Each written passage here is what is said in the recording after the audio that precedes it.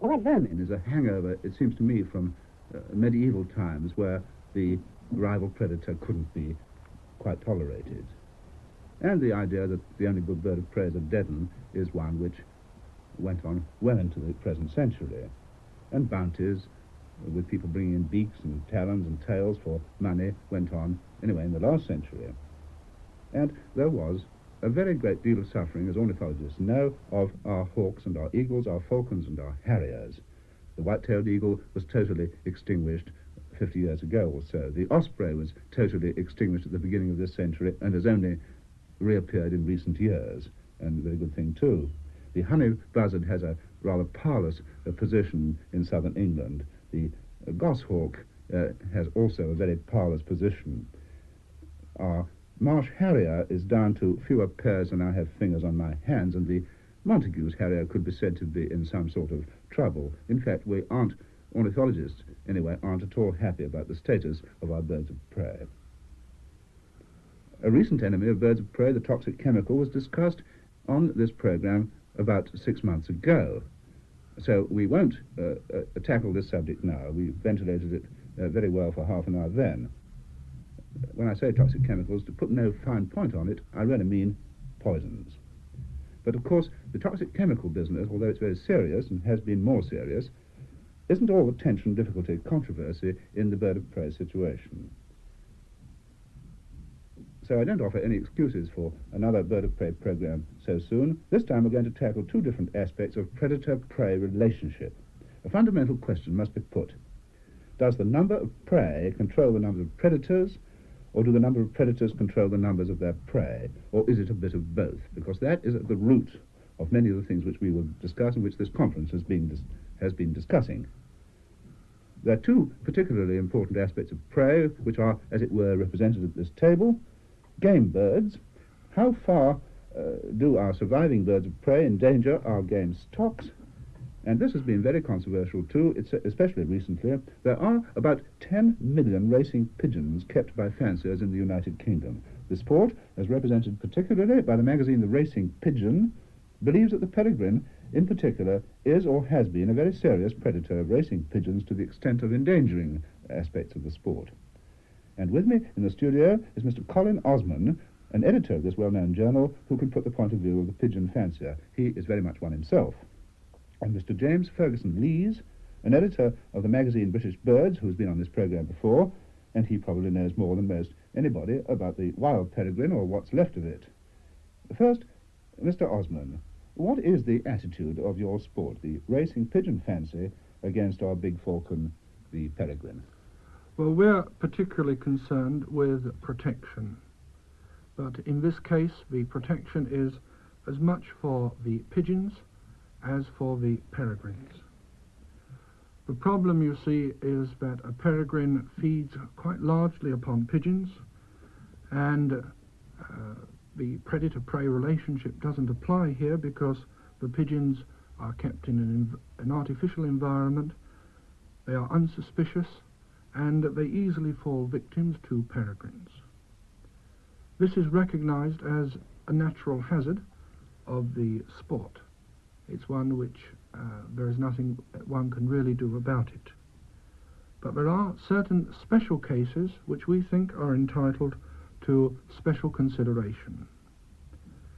One of these cases, for example, led to this whole question being brought up again, and that was a pigeon fancier living on the edge of a mining district in South Wales. He could not let his pigeons out because as soon as they were let out, a peregrine would swoop down from the cliffs above, would pick out some, and would scare the daylights out of others. Now, he didn't think this was very satisfactory, and he wanted to secure the legal right to protect his own property and to destroy this one particular peregrine that was causing all the trouble. Eventually it passed through a lot of internal machinery and was supported by the Royal National Homing Union and the other bodies, and a deputation went to the Home Office. But when it got there, it got bogged down a little in the red tape department, because it was not possible to issue a license which would permit the killing, I should say, of this one particular peregrine. It had to be removed from one schedule and put onto another, which would have given far less protection than the pigeon fanciers wanted. They had no wish at all to see any bird exterminated. They regarded, they are, if you like, specialists in bird flight, and to them a peregrine is a magnificent flying machine. The only thing was that they didn't want it attacking their own pigeons. After all, if you've got thoroughbred pigeons which are worth perhaps £200 or £300, it's not unreasonable that you should want to protect them. And it was only the fact that they could not get the sort of permission they wanted just to remove these isolated one or two. And the total number involved, I think, would probably have been perhaps a dozen, perhaps a few more. That you mean in the whole of the kingdom? In the whole of the kingdom, yes. Yes. There is one question I'd very much like to ask you. Have you a view as to how many racing pigeons a normal peregrine might eat in the season? Have you got statistics on that? There are no statistics that could be in any sense reliable about the amount of damage that's done.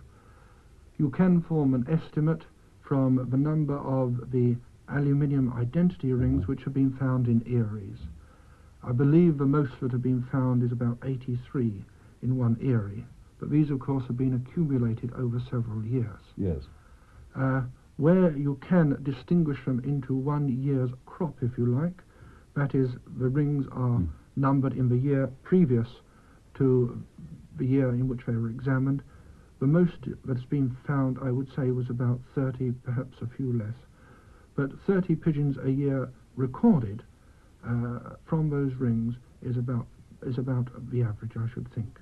Now, though we did ventilate this subject in our previous programme 6 months ago, I must bring James Ferguson-Lees in on this note of the actual number of peregrines in Britain, because this seems to me to be an all-important issue. Would you recap, James, what you told us 6 months ago? I will indeed, yes. I think some of Mr. Osmond's arguments are a lot less aggressive than they were, 3 years ago, whenever this was raised, but I'll come back to that in a minute. We do owe a great debt, in fact, to the pigeon fanciers for causing us to make this census, because we made the census at a time when it really brought out the colossal crash that there has been in the peregrine population in the last 3 or 4 years. At the most minimum estimate, 7 or 8 years ago, there was something like 600 pairs, perhaps quite a few more than that. Now, at the most generous estimate, it certainly isn't more than 250. On the south coast, which is the worst hit, the crash has been from something like 80 pairs to about 6. South Wales has been almost as badly hit, North Wales slightly less badly, and so on, getting better as one goes further north. The reason, as you've said, James, is we're pretty sure connected with toxics. I'd like to ask Mr. Osmond if the south coast is an important flyway for your fancy. Oh yes, undoubtedly the south coast is quite an important area. There's a very great deal of racing goes over from our coast into France, or rather from France over our coast, but peregrines have never been an important factor there. As far as racing routes are concerned, Cumberland and Westmoreland and probably the Scottish hills have been the areas where attacks en route have been made. But of course we're not really concerned about these. These are what we regard as an occupational hazard. Since you mentioned racing routes, I wonder if I might briefly summarize some work on this which was done in Sweden just at the end of the war. The pigeon fanciers at that time complained, just as you did a few years ago, about the damage done to their pigeons by peregrines. It was therefore agreed that there should be a census of peregrines in Sweden and also an assessment of the amount of damage done by them to the pigeons. Thorvald Lindqvist, who has sympathy both for pigeon racing and for birds of prey, was appointed to do this work, and he went into the whole thing very thoroughly. He discovered that the losses of homing pigeons during the period of investigation were approximately 5%. Well, now, that doesn't sound very many, but of course many hundreds of thousands of pigeons are involved, and so it is in fact considerable losses. But they also discovered, or also calculated, that even if every peregrine along every pigeon flight line took one pigeon every time pigeons were flown, the percentage lost would not have exceeded 0.2%. So they concluded that the peregrine influence on the losses of pigeons was very small indeed, and such factors as weather, bad homing ability, mischievous shooting and so on were much more important. They did, however, come to one conclusion where indirectly damage could be done to a much greater extent, and that is when peregrines broke up flocks soon after they were released.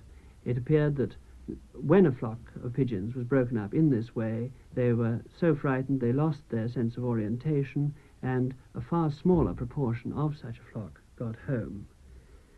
This question, I think, is perhaps a little open to dispute. I wouldn't like to do it. I've watched as I used to have a rooftop loft, and there was a kestrel in a church roof not far from me, and I have seen my pigeons working that kestrel and driving it off.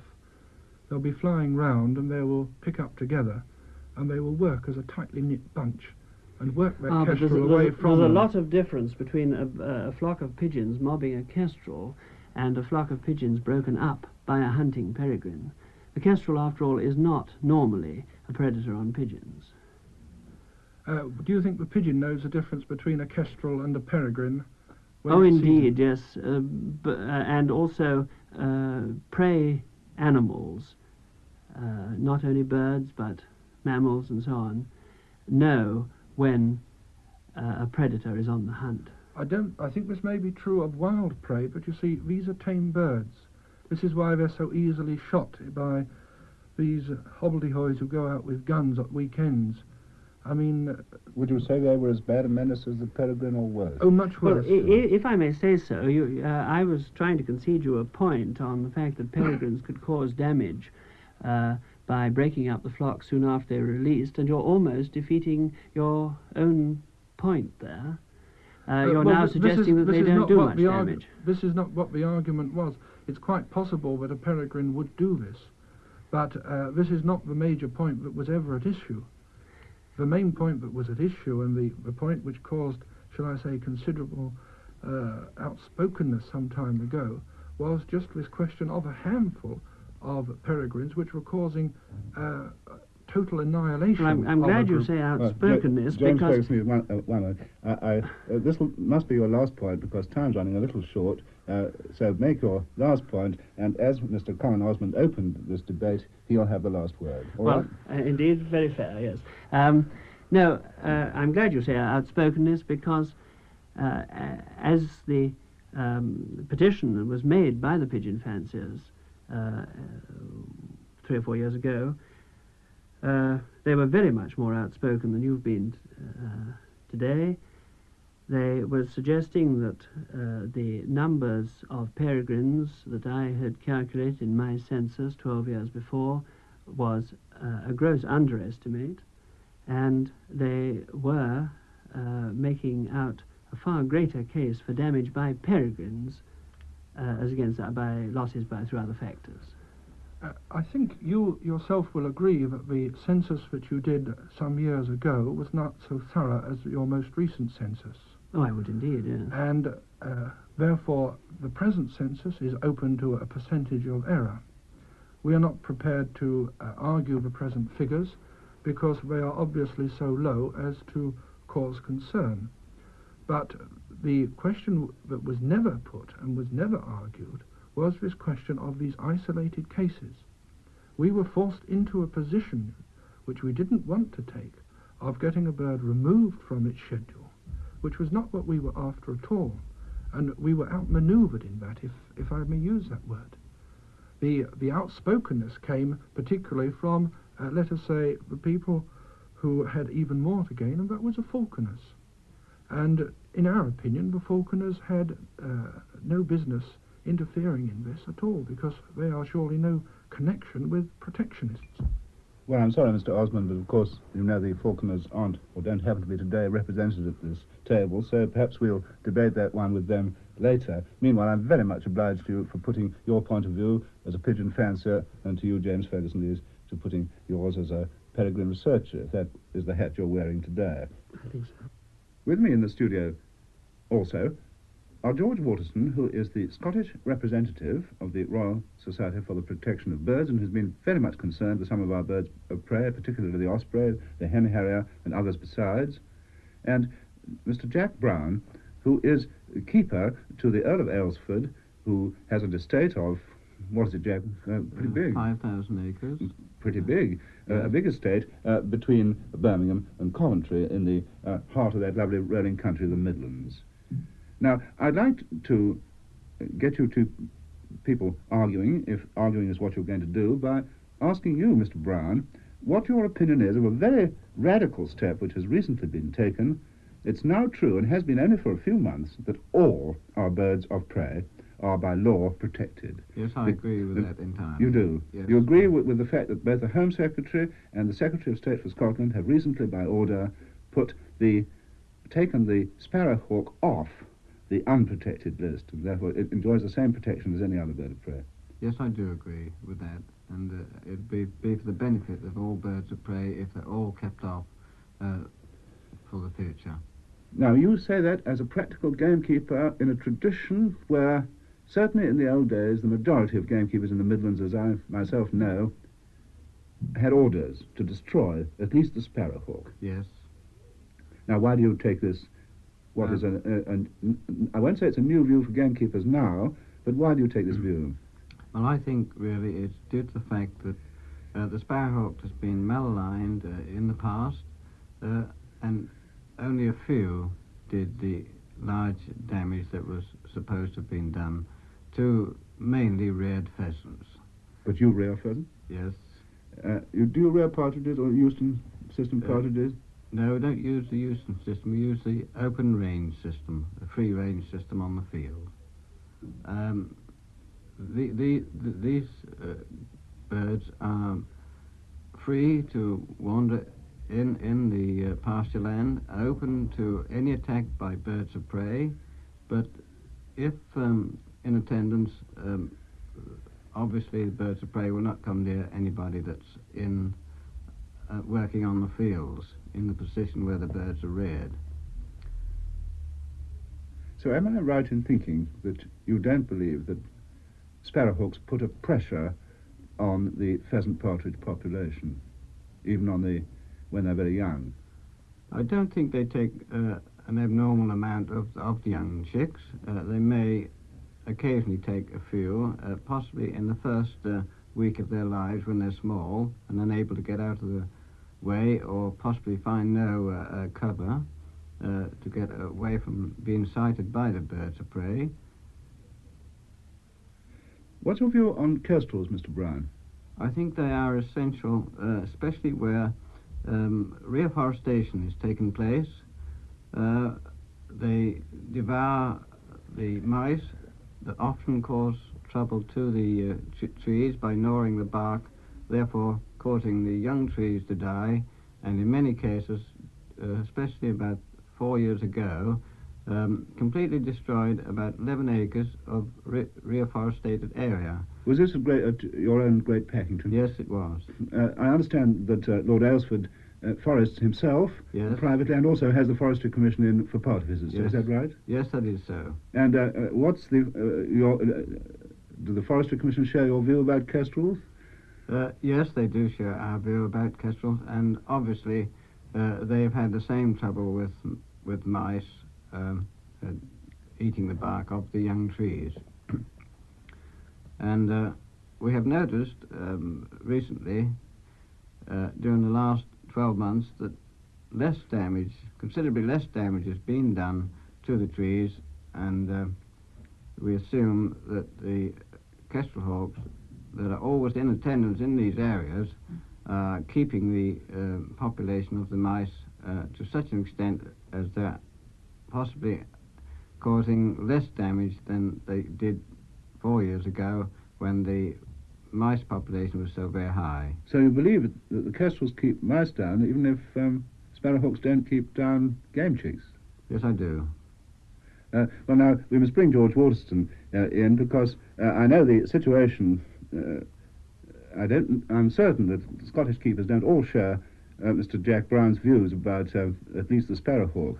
I don't know about the kestrel, George. I think you're dead right there, James. It's a delight to hear someone like Jack Brown, a gamekeeper, expressing the views he's just done, because in the Scottish Highlands, the gamekeepers there, they still follow the bent of their fathers and grandfathers before them, and anything with a hooked bill, bang. Now, that is perhaps exaggerating it a little bit, because a lot of the younger gamekeepers are becoming more conservation-minded. They are taking a little bit more enlightened attitude, and I think the impact of television and radio and that sort of thing is beginning to make an effect on them. But you know, in many parts of the Highlands, you can pass laws till you're black in the face, but north of the Great Glen, the Caledonian Canal, bird protection laws really cease to exist. It's a tremendous problem. But if you take the keeper's gibbets, which you used to see all over the country in the old days, in the bad old days, well, of course, in many parts, the remote areas of the Highlands, where there are very few police on the ground to enforce the act, these gibbets have just gone underground, and birds like eagles and peregrines or buzzards have just quietly disappeared. Nobody knows what's happened to them, they just disappear. But I think that, of course, we have, James, you've mentioned about your distaste for the word vermin. I couldn't agree with you more. Yes, because the chairman's supposed to be impartial, but that's one word I don't stand for. Well, I personally think it should be expunged from our vocabulary. What do you think about that, Jack Brown? Do you use the word in your trade? No, not often now. It's possibly when speaking to much older gamekeepers, but normally speaking to the younger generation, vermin is not used as it was, say, 20 or 30 years ago. As a matter of interest, do you still pursue magpies, jays, stoats, weasels? We pursue magpies, stoats, but not jays. The reason being we don't attack the jays is it does control the pigeon population by destroying and sucking their eggs from March to July.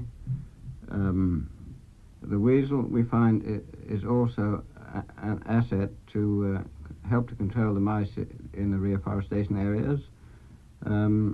Stoats are left unless they happen to be in the vicinity of a rearing field. Otherwise, they do help in controlling the rat situation and also the mice. During the more recent years, since myxomatosis has affected the rabbits, stoats have slightly changed their habits and gone more for the smaller mammals than in the past. They used to go for rabbits previously. Now their main attack is on rats and mice. Jack Brown, I mean, you've put what would be regarded as a liberal biological view of the predator-prey relationship as a keeper. Is this part of the modern keeper's training in England, then? I think it's gradually taken place in more recent years. I wish we could see signs of it up north, James. Well, you're rather trad, Dad, up there, aren't you? We certainly are. But George, there have been many signs, surely, in Scotland. I mean, I know the activity of the RSPB have been gathering a good deal of weight and force there. And after all, the osprey experiment, while we're talking about birds of prey, was an enormous success. I think it has done a lot of good. Eagles are on the up, aren't they? Yes, they are. But you know, we still have these beastly pole traps all over the place, James. We're illegal. Completely illegal. They've been banned long before the 1954 Act came in. I mean, I think it was about 1911, wasn't it, Jack? Yes, I think that's about the time it was first introduced, and it rapidly disappeared in the eastern counties and the Midlands. But I have no idea what happens in Scotland at the present moment. I believe that they are... Well, I can tell you. In 1961, we had 10 pole traps in Caithness. And from one of them, there was a hen harrier hanging. And on the ground round about, there were 5 dead hen harriers, 12 kestrels, 4 merlins, and 4 short-eared owls lying dead. And you know, that keeper was only fined £7. And but he was fined anyway. It got in the papers and notice was brought to it. Yes. Well, the following year we had 3 prosecutions for pole traps. I don't think there's any... Dr. Ian Penny of Golspie, a great friend of mine, a keen naturalist up there, I think he's possibly exaggerating when he says that the only standing in timber in Sutherland nowadays are pole traps. But I brought a pole trap along to show you here, and it's a pretty horrible looking thing because it's fixed right on top of a 6-foot pole. And as you know, birds of prey like to perch on posts where they can get a good look around. Well, this one's fixed just right under the microphone, George. Yes, well, you watch your fingers, James. I'm going to spring it, so just listen to this. Now, you see that? Just nips the bird by the legs, and the wretched bird falls over and hangs fluttering pitifully. Well, let's hope, George, we never see one in again, except in a museum. And that is another personal view that perhaps I shouldn't say from the chair, but I mean, I think everybody has agreed that pole traps are terrible things. Thank you very much, Jack Brown. The whole atmosphere of this excellent conference has certainly been one of learning. If I may return to our original protagonists, Colin Osmond and James Ferguson Lees, I think they have both learned quite a lot in the last few years. James, because he had, and his colleagues had, to go and organise a piece of research and find out how many peregrines there really were. And I know that Colin Osmond's views certainly have changed since he and his fellows first expressed them rather vehemently 3 years ago. It all is a very good example at this conference of seeing each other's point of view. And here we have Jack Brown telling us that the modern English keeper is trained in ideas which biologists have certainly been trying to put forward for years without much success. Now we seem to be having some success, that it's all part of the web of nature, our predators, and now they're all protected. The general opinion, certainly at this conference, seems to be that this is a very good thing, and they are going to live more happily afterwards as a consequence of this new protection. So thanks to you, Jack Brown, again, and George Waterston, for winding up the second half of this most interesting debate on our birds of prey. The speakers in that edition of Birds in Britain were James Ferguson Lees, George Waterston, Jack Brown, and Colin Osmond.